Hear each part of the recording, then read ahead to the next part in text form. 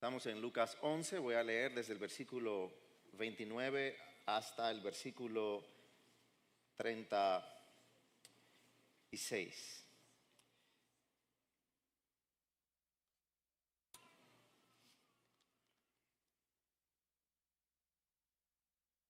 Como la multitud se aglomeraba, Jesús comenzó a decir: esta generación es una generación perversa. Busca señal y ninguna señal se le dará sino la de Jonás.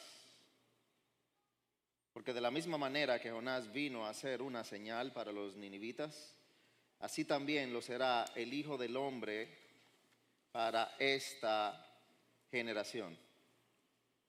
La reina del sur se levantará en el juicio con los hombres de esta generación y los condenará, porque ella vino desde los confines de la tierra para oír la sabiduría de Salomón. Y miren, algo más grande que Salomón está aquí. Los hombres de Nínive se levantarán en el juicio con esta generación y la condenarán, porque ellos se arrepintieron con la predicación de Jonás. Y miren, algo más grande que Jonás está aquí. Nadie, cuando enciende una lámpara, la pone en un sótano ni debajo de una vasija, sino sobre el candelero, para que los que entren vean la luz. La lámpara de tu cuerpo es tu ojo. Cuando tu ojo está sano, también todo tu cuerpo está lleno de luz. Pero cuando está malo, también tu cuerpo está lleno de oscuridad. Mira, pues, que la luz que en ti hay no sea oscuridad. Así que, si todo tu cuerpo está lleno de luz, sin tener parte alguna en tinieblas, estará totalmente iluminado, como cuando la lámpara te alumbra con sus rayos. Oremos. Padre, gracias por tu palabra, la cual está delante de nosotros, Señor. Rogamos que tú por medio de ella obres luz en nuestro caminar, Señor. Que ella pueda ser el testimonio firme de nuestras vidas. En el nombre de Jesús. Amén. La mañana de hoy yo le he puesto como título al sermón Generación Perversa, Generación Perversa. La idea era tratar los versículos del 29 al 36 en un solo sermón, pero vamos a quedarnos hoy hasta el versículo 32, aunque va a ser parte 1 y parte 2. La semana que viene estaremos viendo, si el Señor lo permite, del 33 al 36, pero es un solo compendio. Yo creo que hay una gran diferencia entre la fe que lucha con la duda y una incredulidad necia. Porque la fe que lucha con la duda, como tal vez te pasa a ti, es una fe que quiere creer. La incredulidad necia no quiere creer. La fe que lucha con la duda quiere aferrarse a Dios, pero la incredulidad necia vive como si Dios no existiera. Por eso dijo el puritano William Jenkins que la incredulidad es el escudo de todo pecado. La incredulidad es el escudo de todo pecado. Y eso vemos en la primera parte de este pasaje de Lucas 11, del 29 al 36. Vemos un grupo de personas que había escuchado a Jesús, que había visto a Jesús obrar milagrosamente, pero que desafía a Jesús pidiéndole una señal más para poder creer en él. Aquí Jesús, con la respuesta que les da, demuestra que más que una lucha de fe, ellos estaban actuando, desafiando por una incredulidad necia que tenían. La realidad es que cuando las personas dicen que necesitan ver una prueba más, que necesitan ver algo más como prueba de que Jesús existe, más que revelar su deseo de creer, eso revela la realidad de cómo la incredulidad necia les está impidiendo creer. No es que realmente van a creer si ven algo más, es que se están excusando usando su incredulidad como escudo de todo su pecado. Así, aquí Jesús demuestra exactamente, claramente esta realidad. Mire el versículo 29, cómo él inicia. Nos dice Lucas narrándonos que como la multitud se aglomeraba, una referencia al gran número de personas que estaba escuchando y viendo a Jesús. Como sabemos y hemos visto, Jesús había sacado un demonio de un hombre que era mudo y pudo ver eso. El grupo de personas que estaba ahí, Jesús también estaba enseñando de una manera muy clara y con mucha autoridad, y ambas cosas, el milagro y la enseñanza, pudo haber provocado que más y más personas vinieran donde Jesús para escucharlo y también para ver los milagros poderosos que él hacía.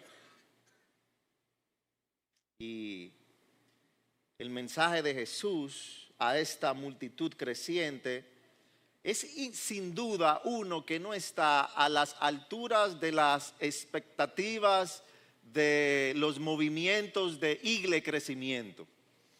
Jesús no les dice a este gran grupo de personas que están ahí lo contento que él está de que ellos estuvieran viéndolos o escuchándolos. Jesús no les dice, no se jacta del compromiso de esas personas, no los aplaude, no los adula, ni apela a su ego en lo absoluto.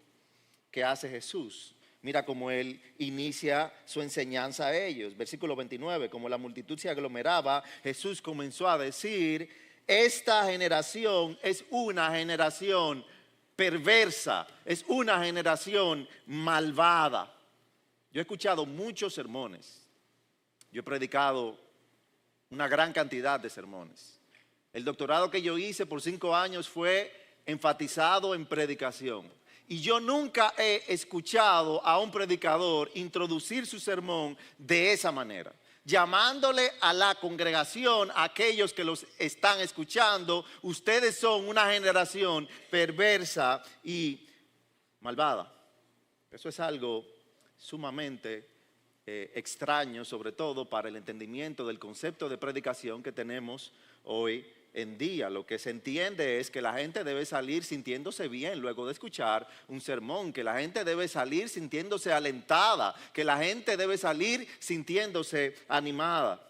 De hecho, un artículo de una revista cristiana que yo leía esta semana, que estaba examinando el caso de una iglesia en Estados Unidos que había crecido en gran manera, le hace la pregunta al pastor principal de la iglesia, ¿a qué se debe que tantas personas están viniendo a su iglesia? ¿Qué es lo que ustedes están haciendo de manera diferente?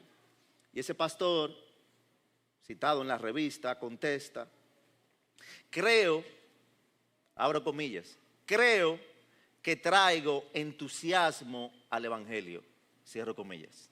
O sea, él entiende que es la atmósfera alegre que él está creando dentro de la iglesia lo que hace que las personas se sientan cómodas y más personas vengan. Y él sigue diciendo, abro comillas, la gente está cansada de oír hablar del pecado en su vida. Ellos también necesitan oír hablar de la alegría que hay allá afuera. Cierro comillas.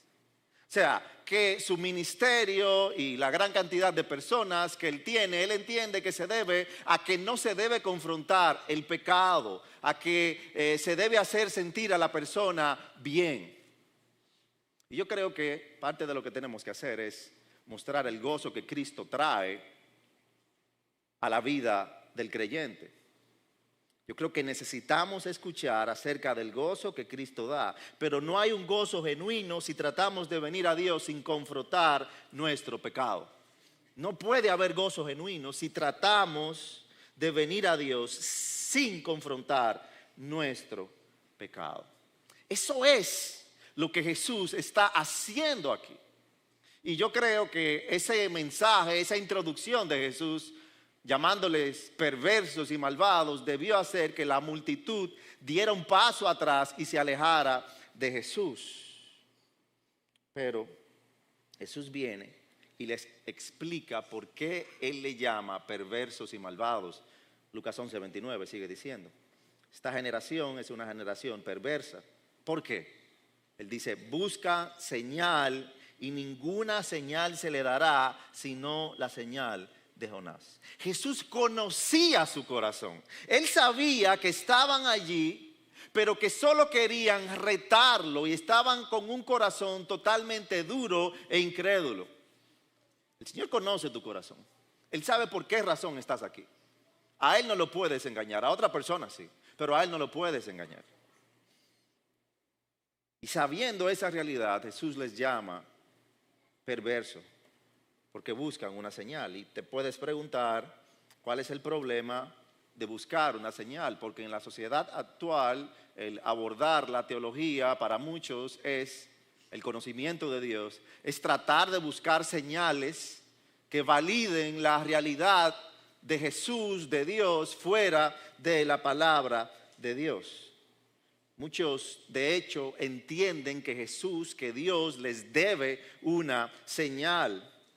Otros simplemente están dispuestos a aceptar cualquier cosa emocionalmente que ellos identifiquen como una señal para sentirlo como una guía de Dios.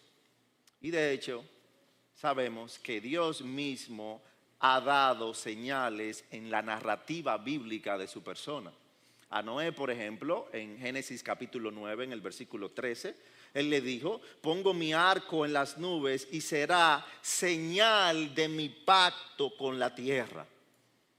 A Moisés, en Éxodo capítulo 3, en el versículo 12, Él le dijo, ciertamente yo estaré contigo, le respondió el Señor, y la señal para ti de que soy yo el que te ha enviado será esta. Cuando haya sacado al pueblo de Egipto, ustedes adorarán a Dios en el monte. En Isaías, de hecho, Él le pide a Acaz, Él le dice a Acaz que pidiera una señal. En Isaías capítulo 7, en el versículo 11, el Señor le dice a Acaz, pide para ti una señal del Señor, tu Dios, que sea tan profunda como el Seol o tan alta como el cielo. Y por supuesto, Jesús mismo apuntó a que sus milagros eran señal de su naturaleza y de su obrar. El Evangelio de Juan nos dice en Juan capítulo 12, desde el versículo 17, que y así la multitud que estaba con Jesús cuando llamó a Lázaro del sepulcro y lo resucitó de entre los muertos, daba testimonio de él. Por eso la multitud fue también a recibir a Jesús, porque habían oído que él había hecho esta señal. O sea que a causa de pasajes como esos que les leí, muchas personas entienden que es bueno yo pedirle una señal a Dios para saber que Él realmente existe. El problema es que Jesús condenó claramente esa práctica en el pasaje que tenemos, porque les llama a ese grupo, gran grupo de personas que les escuchaban, les llama malvados, les llama perversos porque están pidiendo una señal. Jesús nunca promovió una fe mística o una fe experiencial. Él siempre promovió una fe basada únicamente en la convicción que Dios hará lo que Él dijo. La fe es la certeza de lo que se espera, es la convicción de lo que no se ve. No es la convicción de lo que se ve la fe, es la convicción de lo que no se ve. Y ahí está el problema específico. Estas personas en esencia estaban diciendo a Jesús que hasta el momento no habían visto lo suficiente de Él como para tener la certeza de poner su fe en Él. Que si Él realmente esperaba que ellos creyeran en Él, Él tenía que hacer algo más para demostrarles su deidad y que Él era el Mesías.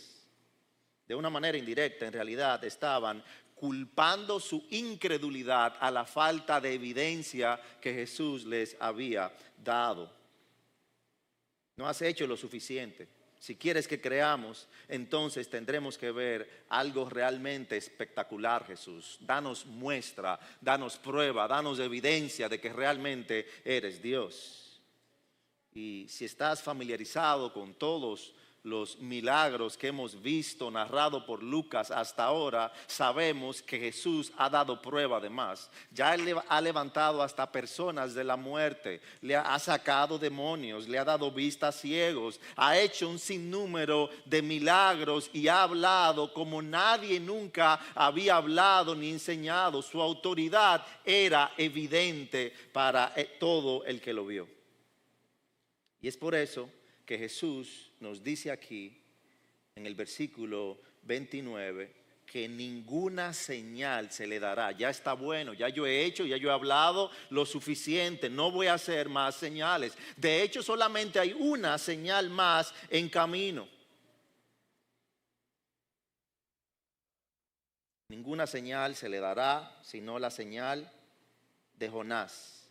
Versículo 30, porque de la misma manera que Jonás vino a ser una señal para los ninivitas, así también lo será el Hijo del Hombre para esta generación. Y ahí te haces la pregunta, como me la hago yo, ¿cuál es la señal de Jonás a la que Jesús se está refiriendo en este pasaje? Si recuerdas la historia de Jonás, Jonás fue un profeta que el Señor le dijo que lleve un mensaje de juicio hacia Nínive. Y como Nínive era una ciudad un tanto malvada, Jonás tomó cierto miedo y se fue contrario a la dirección que Dios le había dado. Dios envió una tormenta en el bote que él iba, escapándose de Dios, y Jonás supo que era por su causa, así que buscó varios hombres, lo echaron al mar, él cae hasta el fondo del mar, y según el libro de Jonás nos dice que se hundió y estuvo a punto de ahogarse. Allí Jonás se arrepintió de no haber obedecido a Dios, llevando el mensaje de juicio a la ciudad de Nínive. Y el Señor obró, mandó un pez grande para salvarle. Ese pez se lo tragó y lo llevó a Nínive y lo vomitó en la orilla del mar en Nínive. Jonás entonces caminó por la ciudad y predicó el mensaje que Dios le había dicho que predicara. En Jonás capítulo 3, desde el versículo 3, se nos dice que Jonás se levantó y fue a Nínive conforme a la palabra del Señor. Nínive era una ciudad muy grande, de un recorrido de 3 días. Entonces Jonás comenzó a recorrer la ciudad camino de un día y proclamaba: dentro de 40 días Nínive será arrasada. Luego de ser llevado, guiado por Dios, ahí en Jonás 3 se nos dice que él obedeció a Dios y fue a llevar a Nínive, a esa ciudad que un tanto temía el mensaje que Dios le había dado. O sea que la llegada de Jonás a Nínive fue un mensaje, una señal del juicio para los ninivitas. El Evangelio de Mateo da un poco de información, de más información, a lo que Jesús se refirió cuando dijo acerca de la señal de Jonás. En Mateo capítulo 12, donde se nos narra el pasaje paralelo de esto, en Mateo 12, desde el versículo 39, se nos dice: pero él respondió, citando a Jesús: una generación perversa y adúltera demanda señal, y ninguna señal se le dará, sino la señal de Jonás el profeta. Porque como estuvo Jonás en el vientre del monstruo marino 3 días y 3 noches, así estará el Hijo del Hombre 3 días y 3 noches en el corazón de la tierra.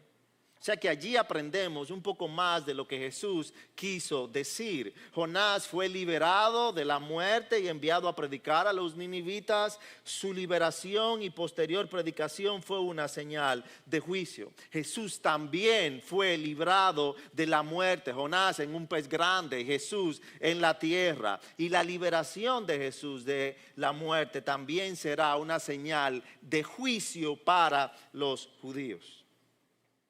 Ahora, si sigues la historia, tú sabes cómo se desarrolla esto.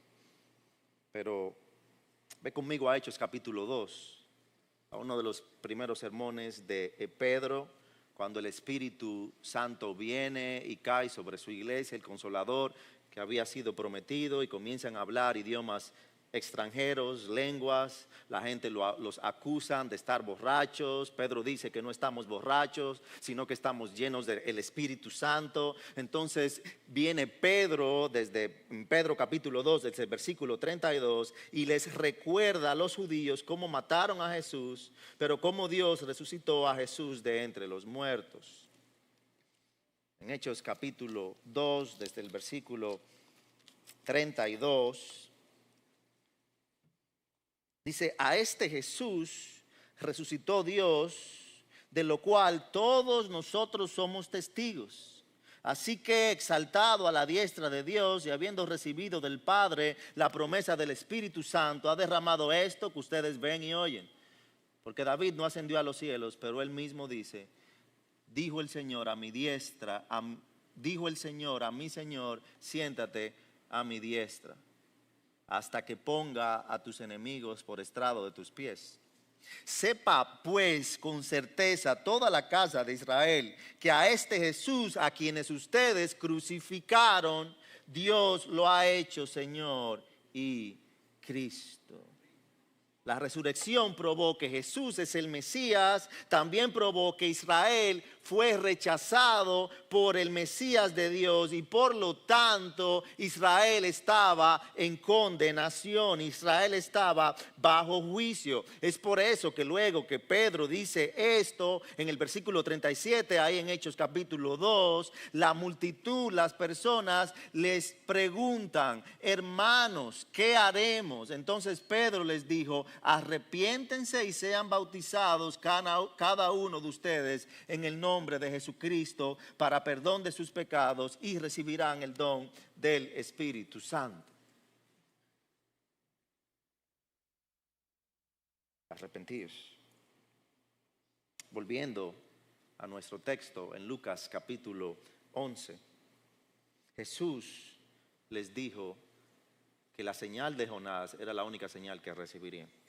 Es decir, él no iba a inclinarse ante sus peticiones escépticas, no empezaría a hacer trucos de magia ni nada por el estilo para convencerlos. Ya él había hecho bastantes milagros. La única señal que recibirían ahora ocurriría después que finalmente los rechazaran crucificándolo.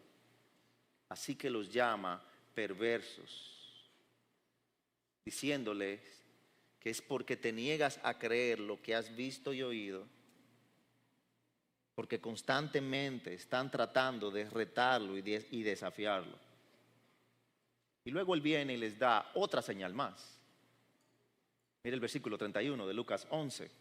Él habla de otro personaje histórico, real, la reina del sur. Ella se levantará en el juicio con los hombres de esta generación, versículo 31, y los condenará, porque ella vino desde los confines de la tierra para oír la sabiduría de Salomón. Y miren, algo más grande que Salomón está aquí. No sé si te acuerdas de ella. Esta era la reina de Sabá, que había escuchado acerca de Salomón y viajó un camino muy largo para escuchar a Salomón. En Primera de Reyes, en el capítulo 10, se nos narra la historia de esta reina. Y lo voy a leer, Primera de Reyes 10:6. Entonces le dijo al rey, la reina del sur: era verdad lo que había oído en mi tierra acerca de tus palabras y de tu sabiduría. Pero yo no podía creer lo que me decían hasta que he venido y lo he visto con mis propios ojos. No se me había contado ni la mitad. Usted supera en sabiduría y prosperidad la fama que había oído. Ahora entiendan su testimonio. ¿Ella había visto a Salomón? No. ¿Ella había oído hablar a Salomón? No. Todo lo que tenía era un informe de la grandeza y la sabiduría de Salomón, y eso hizo que ella deseara ir rápidamente a escuchar a Salomón. Ella no solamente quería recibir un testimonio de segunda mano. Y sin embargo, nos dice el texto que ella viajó desde los confines de la tierra para oír la sabiduría de Salomón. Ella no vino a pedir pruebas, ella no vino con escepticismo, viajó una gran distancia para escuchar lo que le había dicho. Y aquí la parte importante, dice: y miren, algo más grande que Salomón está aquí. Volviendo a Lucas 11.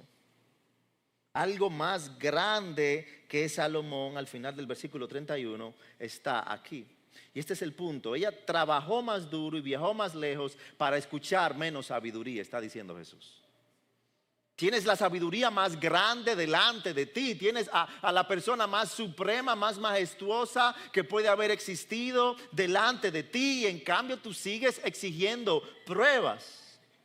Por eso le dice, la reina del sur se levantará en el juicio con los hombres de esta generación y los condenará. Es decir, en el juicio, cuando te enfrentes delante de Dios, a la ira de Dios, y comiences a poner excusas de que no creí porque no tuve suficiente señal, porque Jesús no hizo suficientes milagros, Dios responderá y te dirá, la reina del sur no tenía señales y sin embargo creyó, y creyó en Salomón, alguien menos majestuoso, alguien menos glorioso que Jesús. Ella será tu condenación, le dice Jesús a aquellos que piden más señal de él.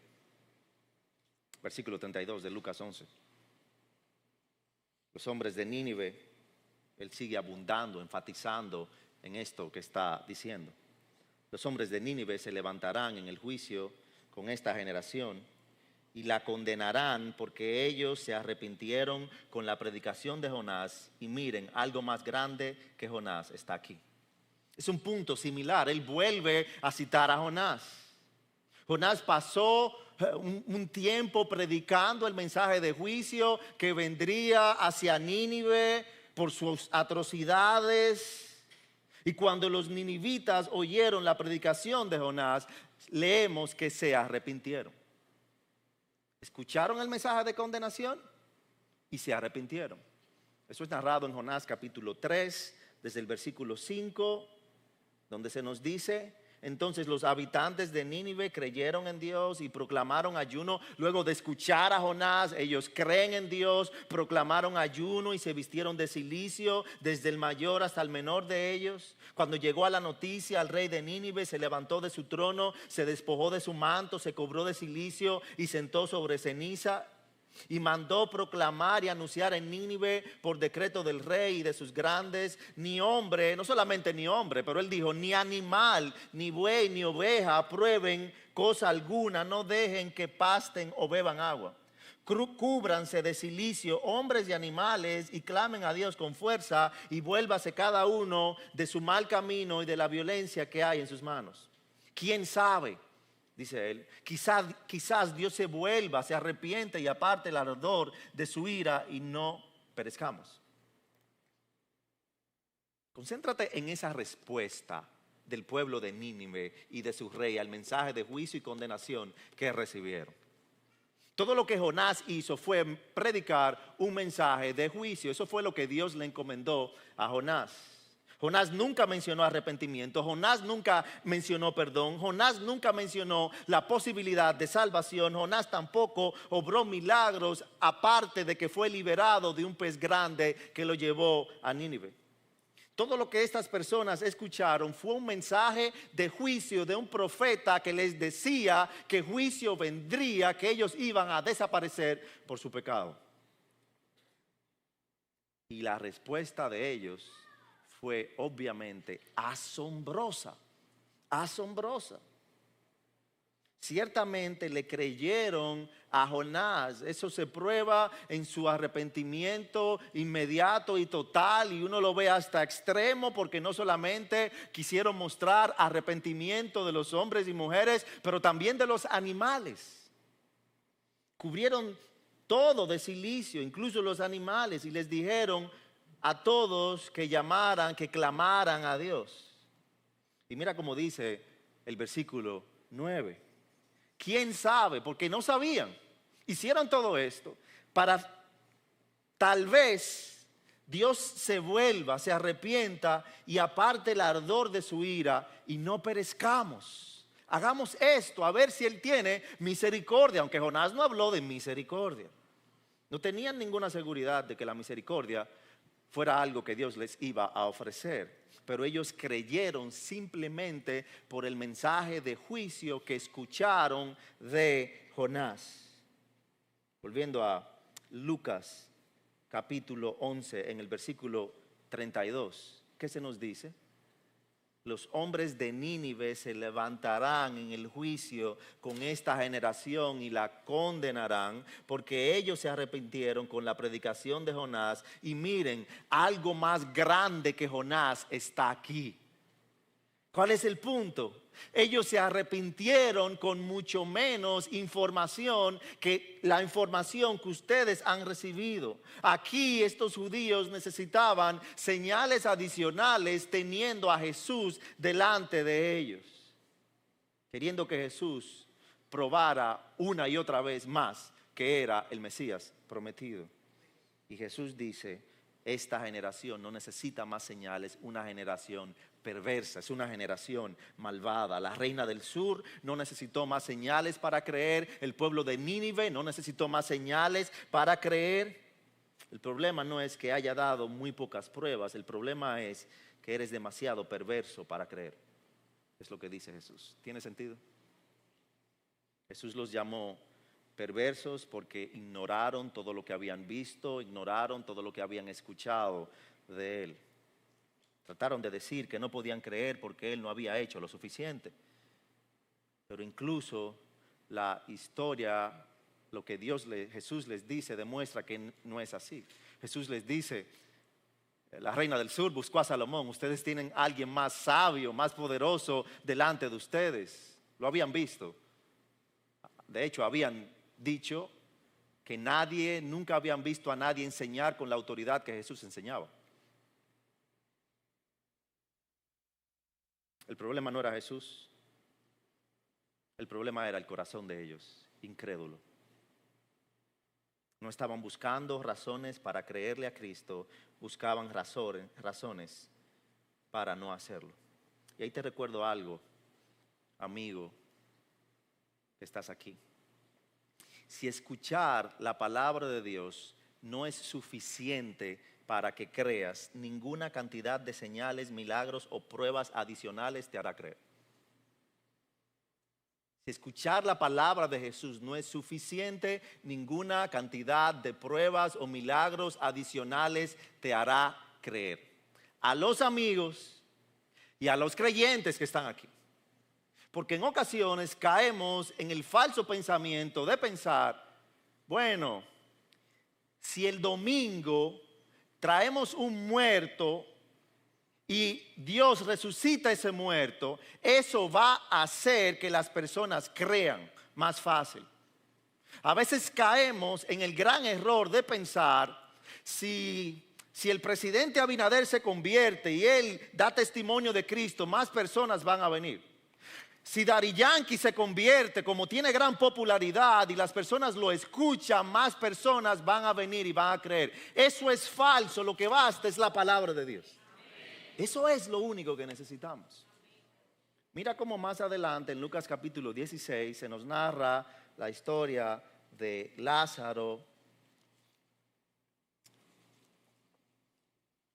y el rico.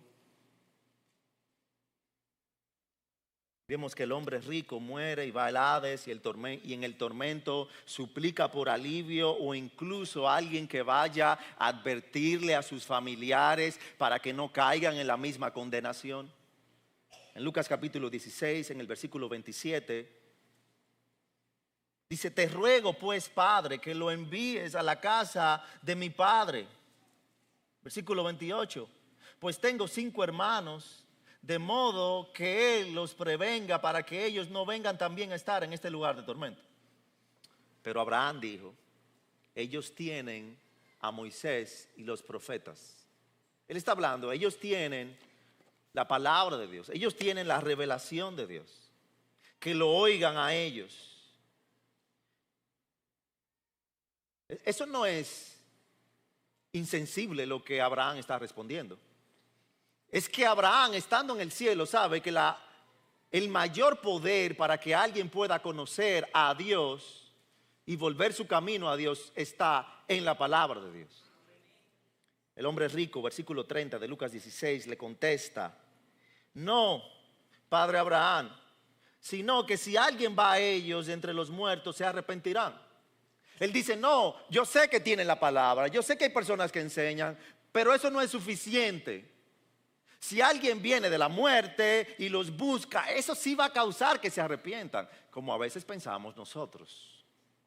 Pero Abraham le contesta, escucha, si no escuchan a Moisés y a los profetas, tampoco se persuadirán si alguien se levanta de entre los muertos.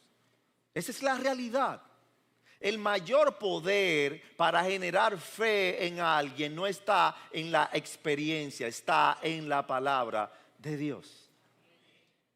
John Piper, hablando sobre la incredulidad, él dice, luchamos contra la incredulidad a través o mediante el libro de Dios, el Espíritu de Dios y las promesas de Dios.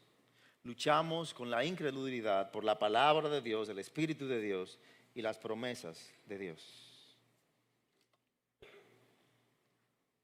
Jesús se ha revelado claramente como el Hijo de Dios, el Mesías, el Rey ungido de Dios. Está claro que Él merece que se tenga fe total en Él. Está claro que merece confianza, está claro que merece ser obedecido, está claro que merece nuestra sumisión total. Si no puedes ver esa realidad, ciertamente no se debe a falta de evidencia, a falta de milagros.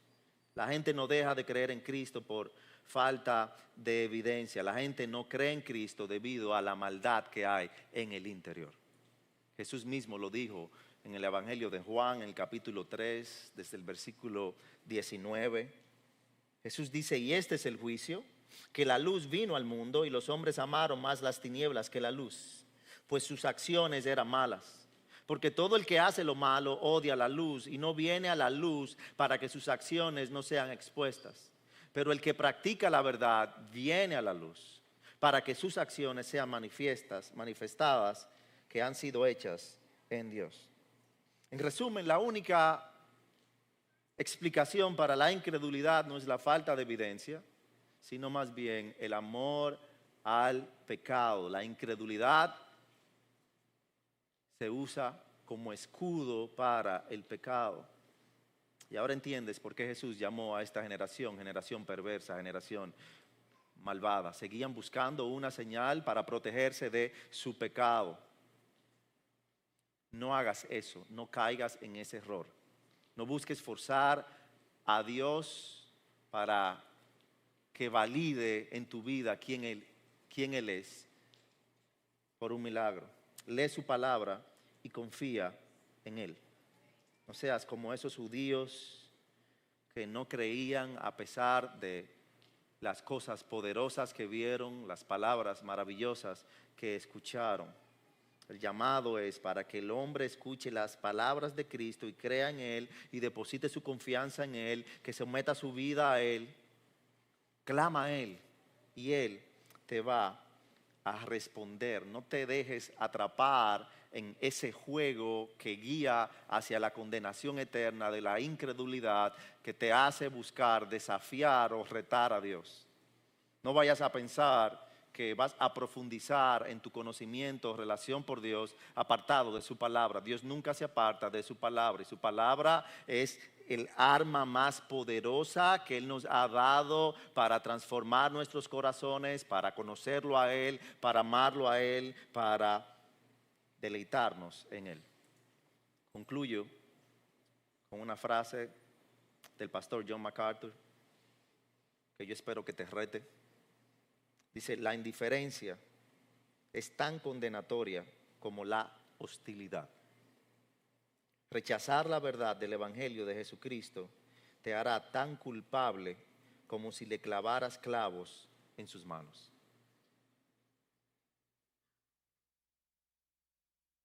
¿Cuál es tu condición? ¿Escuchas la palabra de Dios y en humildad reconoces tu necesidad de Él y te sometes a Él? ¿O eres de los que van buscando más prueba y más prueba. Y mientras más escuches y más te niegues a Él, más responsabilidad tienes delante de Él.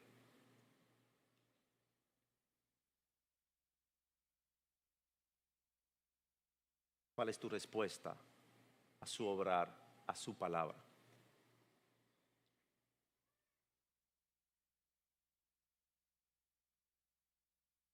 No sigas dejándote guiar, mal guiar por la obra del enemigo que busca cegar nuestros ojos para no ver la grandeza y majestuosidad de Dios. Sométete a Él, tú que has escuchado, no endurezcas tu corazón, sino que entrégate a Él. Oremos. Padre, gracias, oh Dios, por tu palabra. Y como por medio de ella, Señor, tú nos has dado un instrumento tan poderoso para quebrantarnos, para moldearnos y hacer tu obra poderosa en nosotros. Padre, obra de tal manera en nuestras vidas que seamos quebrantados, totalmente humillados ante ti, para que nuestra dependencia esté en ti y que nuestra vida sea caracterizada por personas que caminamos no según lo que vemos, sino según lo que creemos. Lo que creemos por medio de tu palabra. Oramos en el nombre de Jesús. Te voy a dar unos minutos ahí para que puedas reflexionar en la palabra de Dios. Y luego el pastor Lorenzo Mota va a subir para dirigirnos en el tiempo de Santa Cena.